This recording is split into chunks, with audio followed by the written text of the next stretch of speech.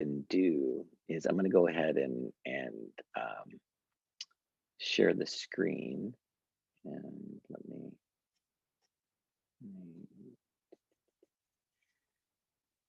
and go to Ignithium.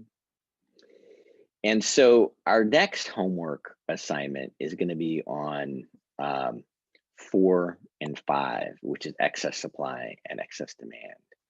So this is the practice. I don't know if anybody had any questions on any of the homework that we already did.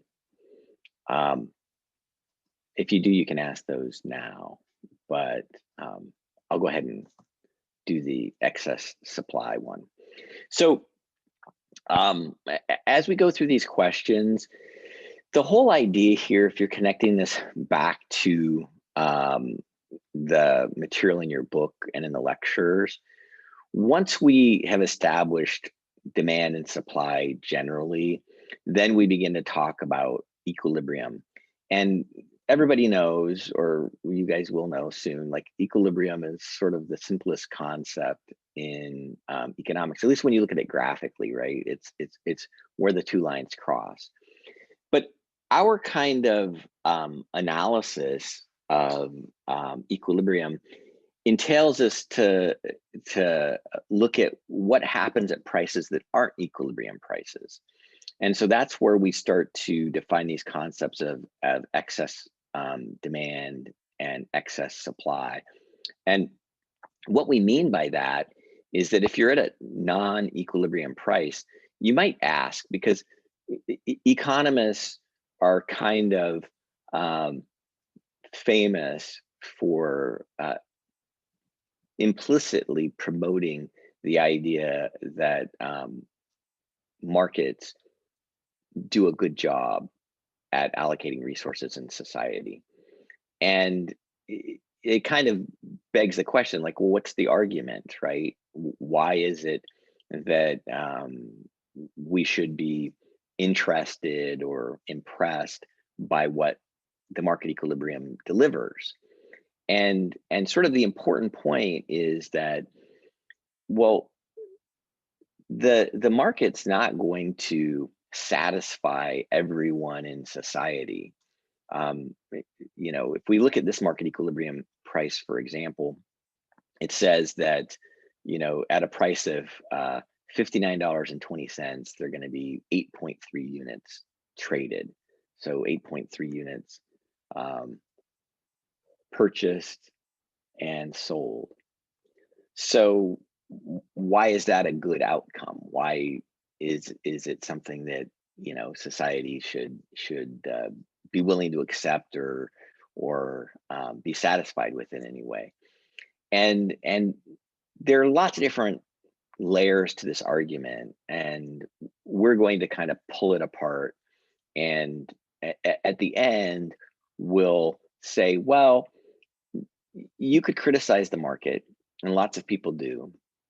And the criticisms of the market become more potent when you start to talk about things that people really care about a lot. I think probably the easiest example is when you start to talk about things like healthcare.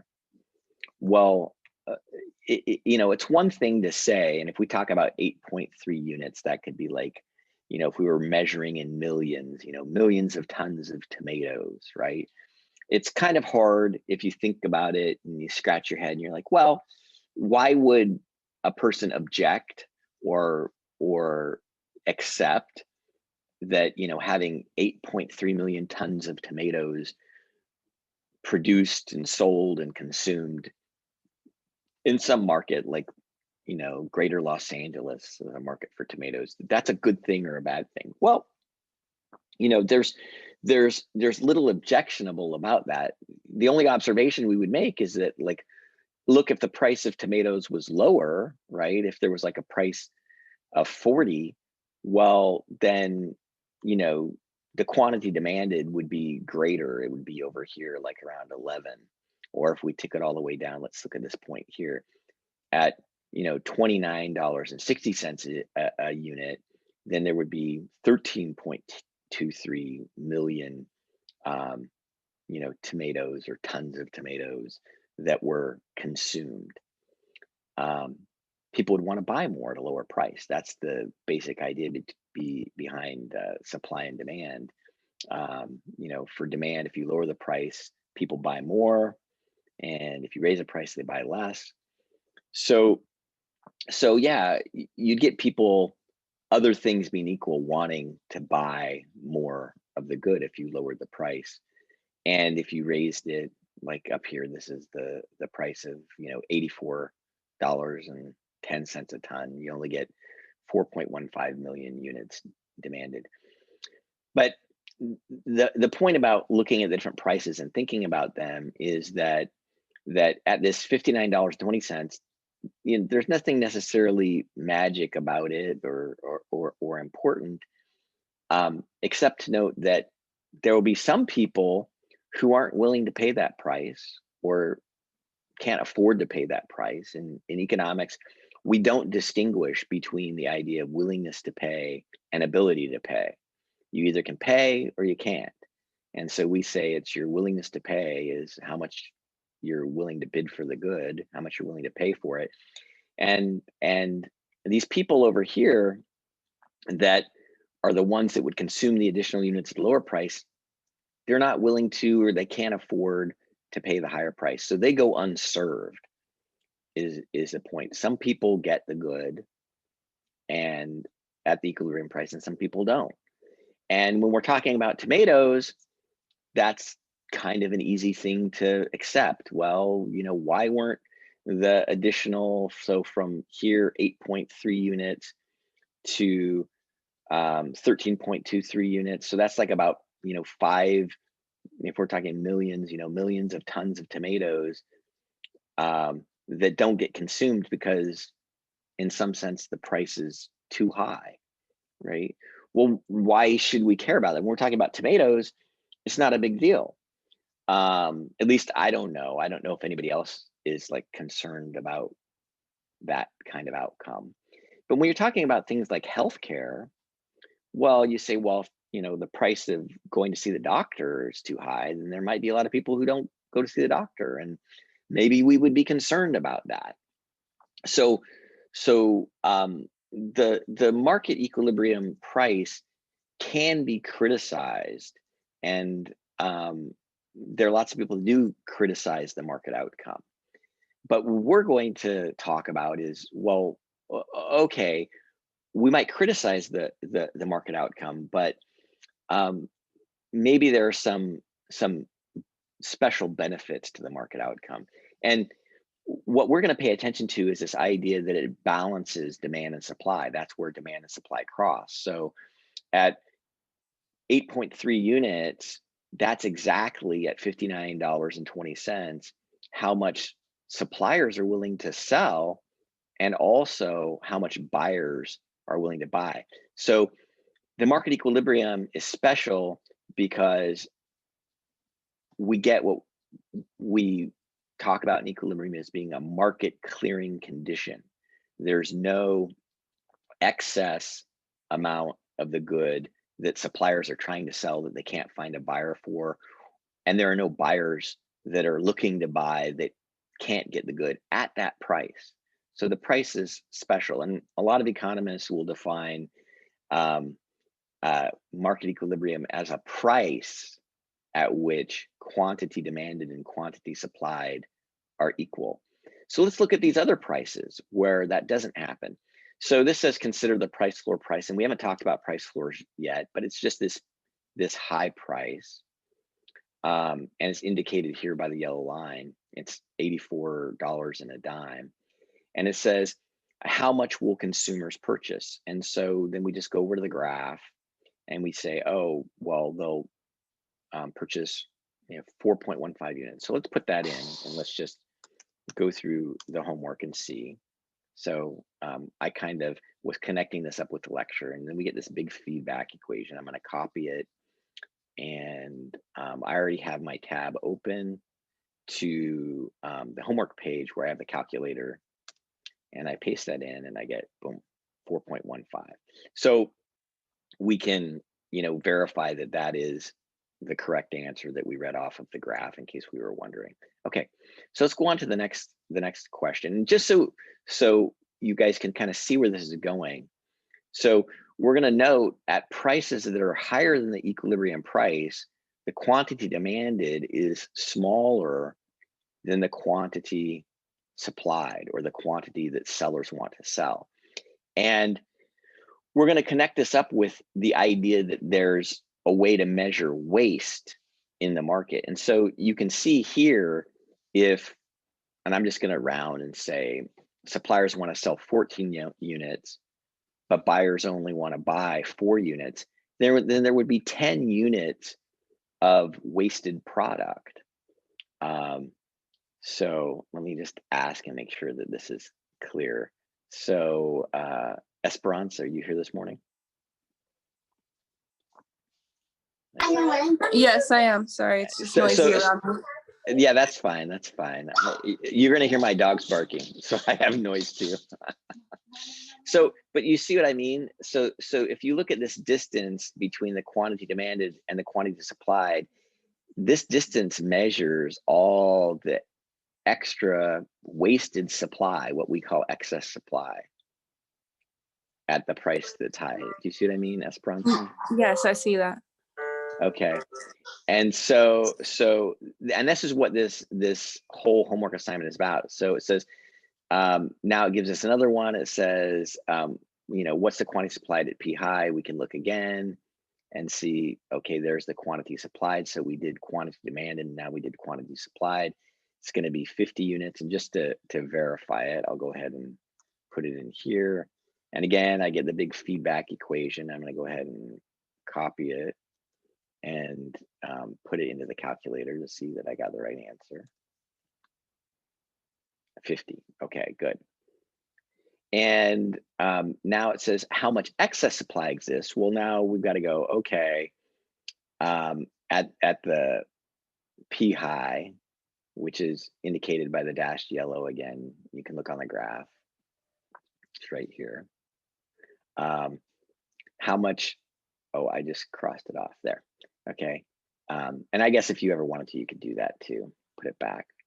So we can see there are 29.14 units supplied, and there are 3.64 units demanded. So Esperanza, do you have a calculator with you on your phone or something? Yes, I do. Okay, so let's do this. Okay, so do 29.14 minus the 3.64 and tell me what you get, because that would be the excess supply in this case. I got 25.5. Okay, so let's put that in. 25.5. We need to submit. And again, we get this big feedback equation. And you can kind of see, if you look at it, it's just doing the difference between those two amounts. So I'm going to do copy, and then I'm going to paste it into this calculator. And oh, there you go. See, it's 25.49, right? So that was my clap for you. Congratulations. And you put 25.5, but it's within a penny, right? So, and honestly, if we round, because it's 24.99999, it would round to 25.5. So you got the right answer, and Ignithium would score it correctly. Okay. So are there any questions at this point? Does everybody see what I'm talking about? Okay. I'm gonna take that as a yes. Okay, so now let's go down to number 4. And number 4 says, how large is the quantity surplus? So this is to let you know that there's another name, and if you were to look and read in your text and in the lectures that are posted on YouTube for you to view, that excess supply is also called a surplus of the good. So at this high price, that's higher than the equilibrium price, there is a quantity surplus. So So let's see. Let's go ahead and move to Brian. Are you there, Brian? Yeah, I'm right here. Okay. So now you can do the calculation for us. Okay. So there are 20.33 units supplied, and there are 5.63 units demanded at $84.88. So how much is the surplus in terms of the quantity? What was the last one? 5.63. So we'd add these together in order to see how large it is, or we would subtract? Well, actually, see, notice it's a difference. It's the distance between them, which is a difference. So here it's, and can you see, like, so if you look down on the quantity axis going all the way to this point over here, I don't know if you can see it, if it's big enough for you, but that's 20.33 units. And then we subtract from that the 5.63 units to get the distance between those 2 points. Do you see? Yeah, that'd be 14.7. Yeah, 14.7 units for the excess supply. And again, we have the big feedback equation, but I'm gonna copy it and paste it into the calculator, and you get 15. So I don't know if yours was a little bit off. Let's see. So maybe I just hit the wrong one. So there's 20.33, right? I think I'm on the right point at 83.99. I think if you go to the point just beyond what you did, you should be able to see the P high line. You weren't seeing that on the point on the right. You think it's this one? It's that one. I think that's where you're Oh, yeah. So maybe you're right. It's so close. Yeah. Yeah, you're right. Oh yeah, because there's the P high marked, right? And this one that's not P high. So that's a good catch right there. Yeah. Sometimes you have to play with these graphs. They're a little bit hard, but if you go around, you should be fine. So we should have done 20.63 minus the 5.63, and that would have been 15. Okay. Are you okay, Brian? Did you? Yeah, that would have been 15 if I did it 20.63. Yeah. And now based off of that, like you said, you do the whole the rounding at the end. 14.7 be basically correct? Honestly, no, that's not close enough because it's not within a dime, right? Okay. So I said, so if the true answer was 15, right? And it came in, that's why you have to be careful and look at the graphs carefully. Yeah. I mean, like I was caught, and that's why I do the practice. Like I recommend you guys do the practice and make sure you're comfortable, and then move on to do the actual like quiz. But if it was 15 and you put in 14.99, you would be fine. Or if you put 15.01, automatic scoring from Ignithium, you'd be correct.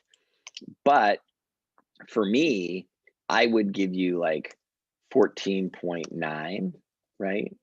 Or 15.1, but 14.7, that's 30 cents off, right? It's too much.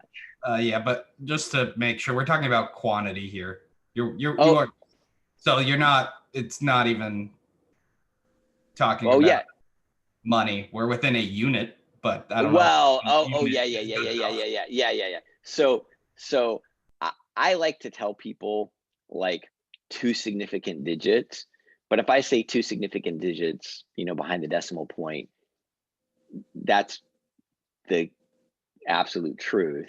But in most interpretations, right, that would be like, I try to make it dollars and cents, anyway. Yeah, I widened it a little bit, but yeah, we'd still be talking about 2 significant digits. Okay, so it's not to confuse. Now the next one, this says, assuming that all trade is voluntary, how many units would be traded at P high? Okay, now this is an interesting question, right? So So at $70, and maybe I'll ask you this question, Mitchell, since you've been talking to us. So you can see it's at $70, right? And buyers, it says quantity demanded, right? Buyers want to buy 5.5 units, and sellers want to sell 22 units. So how many units would actually be transacted? Be whatever the demand is at P high. Yeah, whatever that. Right. 5.5. Yeah, because even though at a price of 70, right, sellers want to sell 22 units, they can't force the buyers to take it and pay the $70 because, the assumption here is that it's voluntary trade. And this is kind of an important thing. Voluntary trade is a central concept within economics. And a lot of times you'll hear people sort of inappropriately label it as free trade. It happens in textbooks and it happens in casual conversation. But what economists really mean by free trade, if you use the term free trade, it can be misconstrued as everybody's free to act however they want. So I'm, free to come over and, knock you in the head and take your wallet, kind of like law of the jungle type stuff. That's not what economists mean by free trade. They mean trade that would occur in the normal course of business, people obeying the laws, right? And not using any coercion, where coercion is the threat of force to compel somebody to do something. So voluntary in this sense is a better way of describing free trade than just using the term free, which can be misunderstood. But in a lot of textbooks, they'll talk about free trade, and people in casual conversation will talk about free trade. And it really becomes a problem when you start to talk about globalization and trade between countries, because most of the times people object to free trade and the benefits of free trade. It is when they start to notice that the trade doesn't really seem like it's voluntary.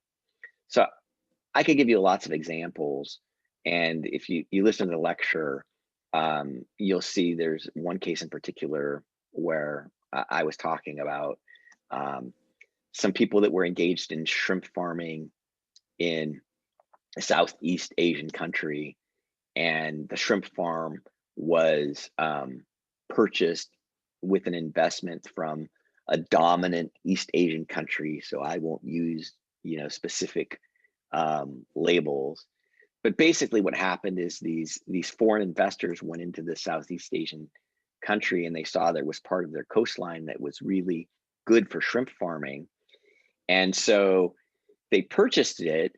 But what they did was there was an indigenous tribe of people that lived there, and they paid the military government of the Southeast Asian country to go in and clear all those people off the land, force them to move, force them to abandon their way of life. And there were lots of other things going on so that they could create a shrimp farm in that coastline and then sell the shrimp in international markets and make a lot of profit. And so there was a lot of international trade involved. And a lot of people said, well, gosh, free trade seems to have been really bad, particularly if you were those indigenous people who were shoved off your land. But notice that that wasn't a voluntary trade. That involved a lot of coercion of a military government forcing people off of their land. That's not a typical market transaction. And so when we use the term free trade, we have to be careful that we're not kind of endorsing, all sort of economic activity by any possible means. That's not what, economics it stands for when we say that, free trade tends to benefit all parties. No, we mean voluntary trade, where people have options and they're not forced to do things. So anyway, so 5.5 units, yeah, the buyers would just buy what they wanted to buy. And here again, we get the feedback equation, and I'll put it here and go paste, and 5.5. Good job, Mitchell. Good job. Okay. So let's see here. And then we're asked again, you know, how many units will suppliers attempt to sell? Okay, well, be careful there, right? We're on the right point. 19.52 units. And let's, okay, so let's see who else we have here. So Gavin, are you here this morning?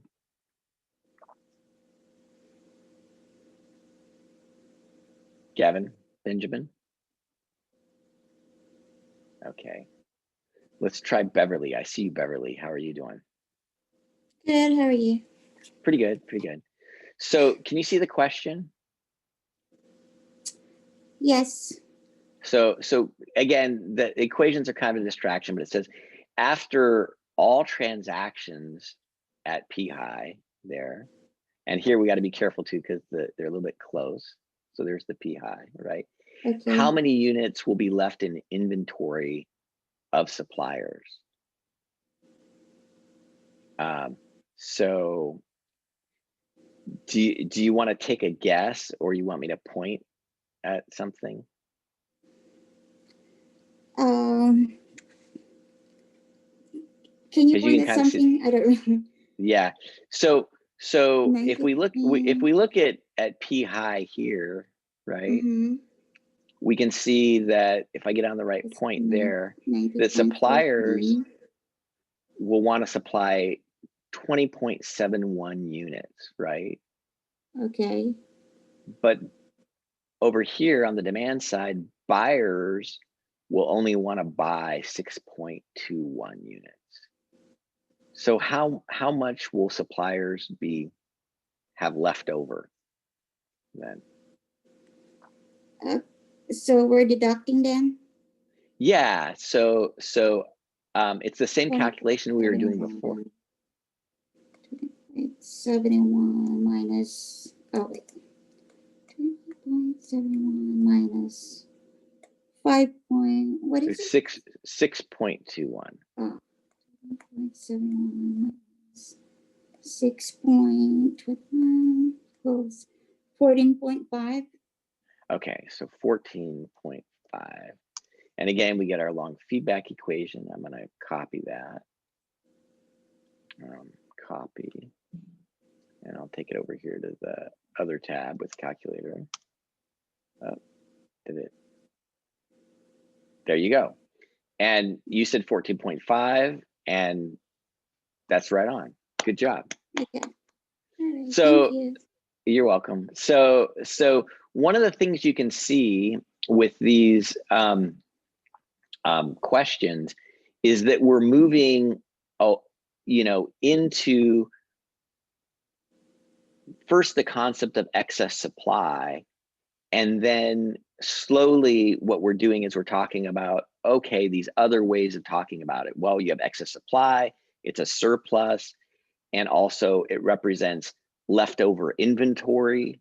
So we're moving away sort of from the technical concept or the technical language to, in reality, what does it really mean to have excess supply? It means you're going to have inventory left over, right? And if you have leftover inventory, then that's a waste of resources, right? You produce a bunch of stuff that nobody wants, and you ended up spending a bunch of time working. And so in economics, we talk about our resources as being land, labor, and capital. That's machines, tools, and equipment is the capital. So you used your workforce and your materials and your machines, and you produced a bunch of stuff that nobody wants. So that's just a waste. And that's really what efficiency is about. So we would say this kind of a situation where we have a price that's above the equilibrium price, this high price, it leads to inefficiency. it leads to a waste of resources. So now let's go ahead and read this last one. Say, okay, let this be the demand and the supply from P high. What direction will price move? Okay, so here we're saying, okay, we're at this high price, and do we expect the price to go up or to go down from there if there's nothing that's making it stay in place? And I'll go ahead and let everybody answer this question. So go ahead and put your answer in chat, and I'll look at the answers.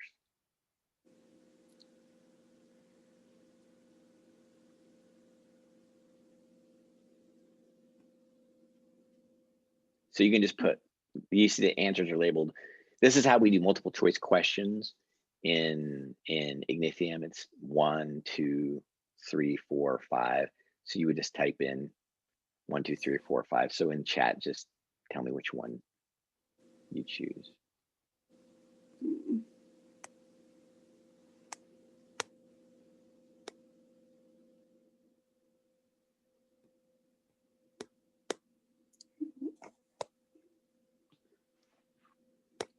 Not sending. Did not send.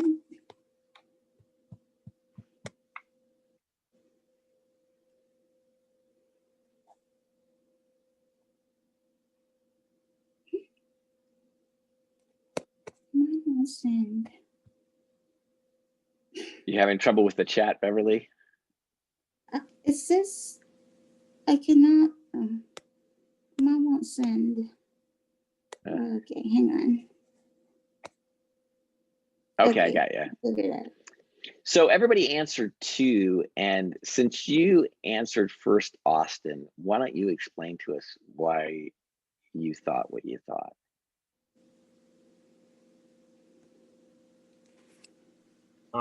Sure.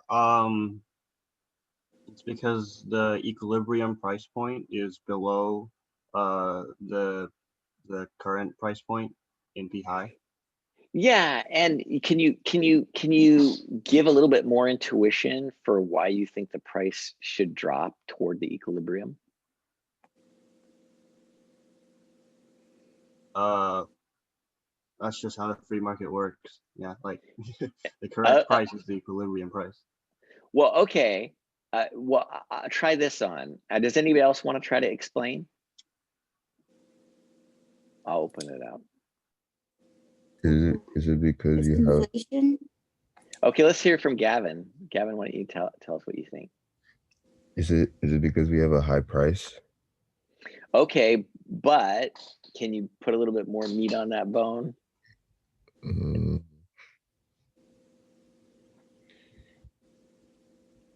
Okay, so think about this, Gavin, right? Here at the high price of 82, right? Sellers want to sell 27 units, but buyers only want to buy 6 units. So let's say they had that price, right? Then they would have all of this leftover inventory. You see where I'm going, the distance between here? Yeah. And what would you do if you were a shop owner? And so 27 minus 6 is 21 units. You have this price of 82, and you were able to sell 6 units, but you have 21 units that are just sitting on the shelf. What would you do?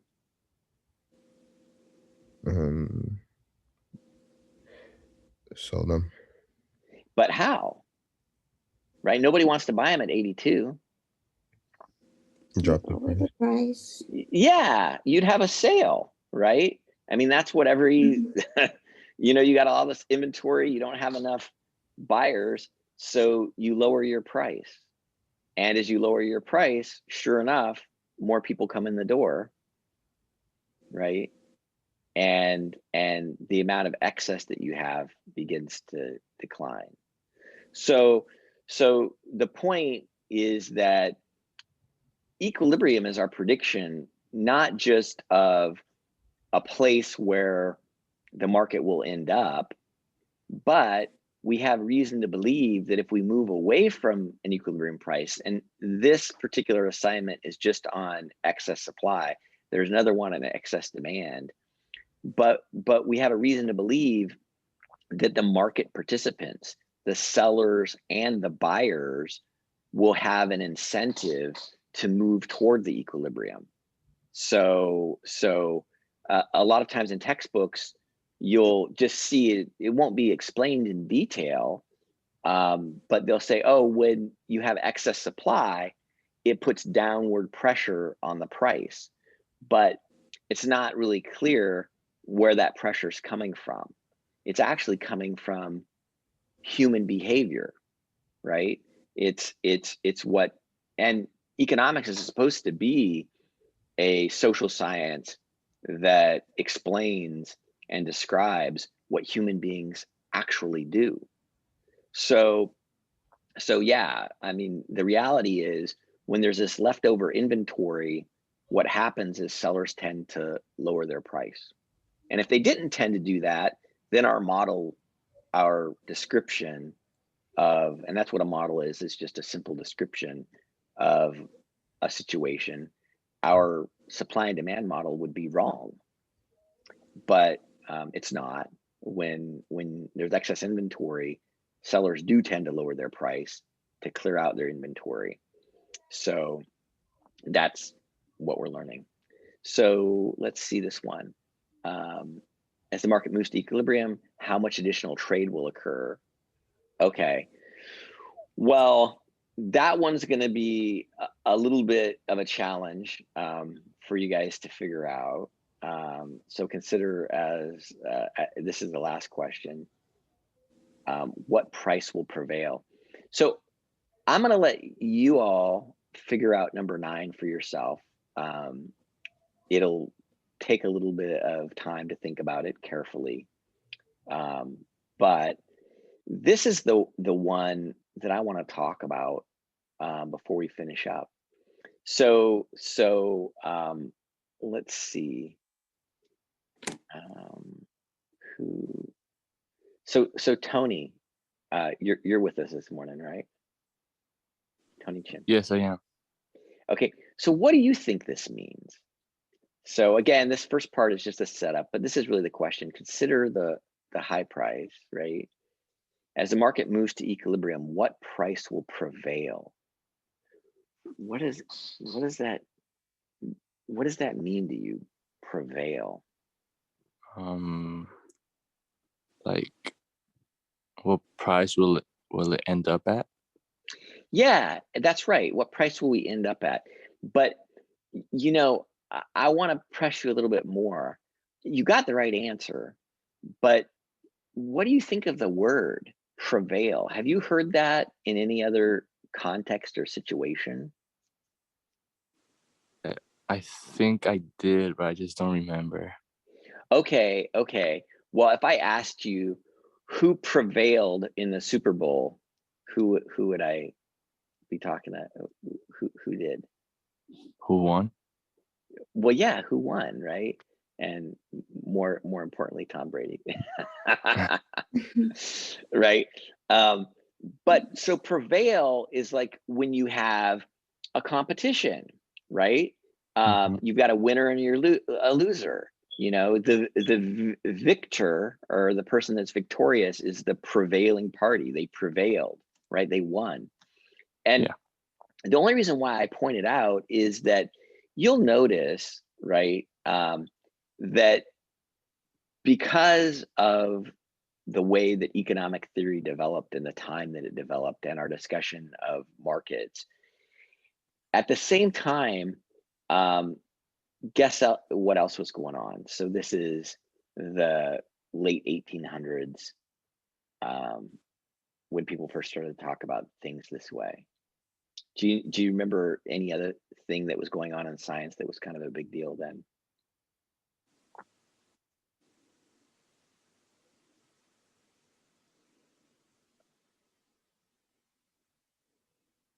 Anything come to mind, Tony?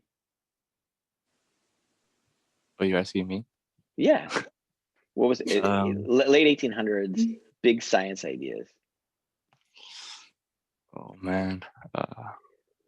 Well, if you can think about the most important, like big picture ideas in science, which come to mind? Anything?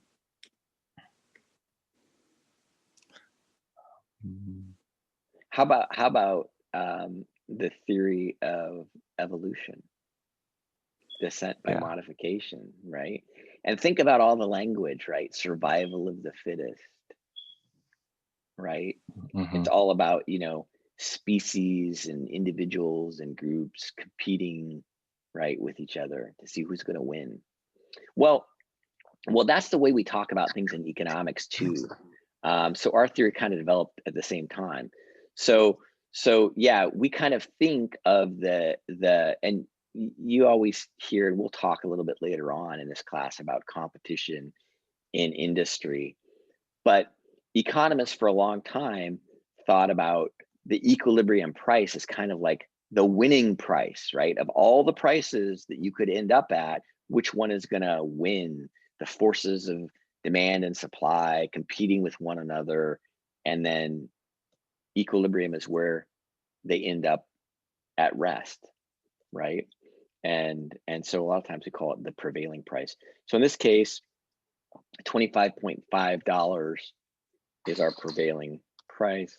We put it in and copy and paste. There. Good job, Tony. So so anyway, so I've taken you guys through exercise 4, and homeworks 4 and 5 are going to be due next Monday at midnight. I've not posted it yet, or at 11:59. But so I'm gonna go ahead and pause recording.